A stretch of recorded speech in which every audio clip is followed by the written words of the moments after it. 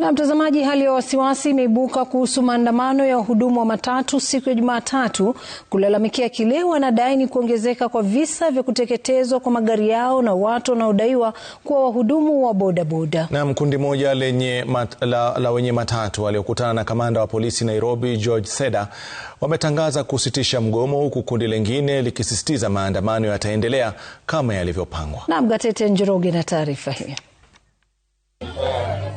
Wiki moja baada ya basi la kampuni ya Forward Travelers kuteketezwa katika barabara ya Juja Road kufuatia ajali iliyosababisha kufariki kwa mhudumu mmoja wa bodaboda, swala la visa vya kuteketezwa kwa magari kwenye matukio ya ajali limeendelea kuzua tumbo joto, wahudumu wa matatu wakipanga mgomo wa kushinikiza serikali kuwachukulia hatua wahusika wanaodaiwa kuwa wahudumu wa bodaboda.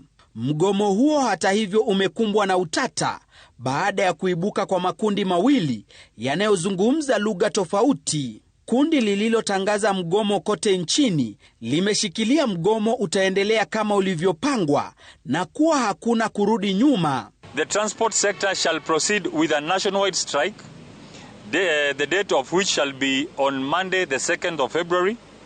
This action is not against the public. We repeat, this action is not against the public.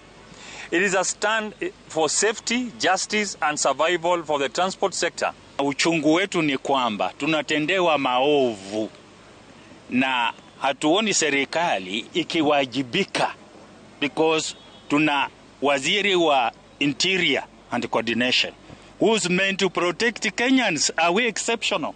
Kundi lingine la wahudumu wa matatu lililofanya mkutano wa pamoja na maafisa wa muungano wa wanabodaboda na maafisa wakuu wa polisi Nairobi lilitoa tangazo tofauti. Wanahisi cha muhimu ni kutoa nafasi kwa mazungumzo na kuipa serikali muda kukabiliana na visa hivi. The law is purely against arson of any nature. Sisi tumekuja kusaidiana kukua. Mahali mimi nashukisha abiria ndio bodaboda anachukua, na mahali na bebea ndio bodaboda ameniletea. Kwa hivyo tunafaa, umoja ni nguvu, tusaidiane, tukue tukisonga pamoja. Tafadhali, let's comply, let's change our face, tukue watu wazuri. Hata siku moja pia sisi tuambiwe watu wa bodaboda wale reform watu wazuri. We don't expect it to happen. But others might be people who are not adhering to the teamwork ambayo tumekuwa hapa. My security will be spread all over as usual. Maximally, no fear. We shall wake up, transact normally, kazi zetu tunafanya hapa.